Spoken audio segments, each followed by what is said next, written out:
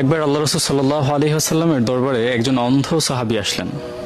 এমত অবস্থায় রাসূল সাল্লাল্লাহু আলাইহি ওয়াসাল্লামের কাছে বসা ছিল আবু জাহেল, উতবা, সাইবা এবং আরবের অনেক বড় বড় কাফের যারা ছিল তারা। অন্ধ সাহাবী, নাম তার আব্দুল্লাহ ইবনে উম্মে মাখতুম রাদিয়াল্লাহু তাআলা আনহু। তিনি এসে বলছে যে, ইয়া রাসূলুল্লাহ, আল্লিমনি মা আল্লামাকাল্লাহ, আমাকে এমন কিছু শিক্ষা দেন যা কিছু আল্লাহ আপনাকে শিক্ষা দিয়েছে। তখন রাসূল সাল্লাল্লাহু আলাইহি সাল্লাম ভাবলেন যে তাকে আমি পরেও বলতে পারবো, এখন যে কাফের আমার সামনে আছে তাদের দিকে বরং মনোনিবেশ করি।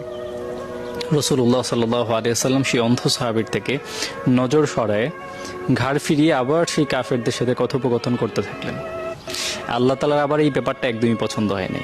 আল্লাহ তাআলা নগদে জিবরাইলের মাধ্যমে একটা সূরা নাজিল করে দিলেন।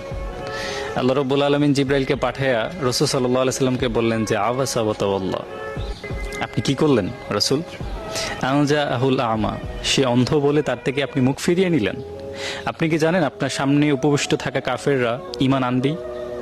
আপনি কি জানেন আপনার সামনে উপবিষ্ট থাকা কাফেররা আপনার উপকারে আসবেই? যতটুকু উপকারে সেই অন্ধ সাহাবীটা আসবে, যতটুকু উপকারে আব্দুল্লাহ ইবনে উম্মে মাখতুম আসবে। রাসূল সাল্লাল্লাহু আলাইহি ওয়াসাল্লাম আবেগ আপ্লুত হয়ে গেলেন।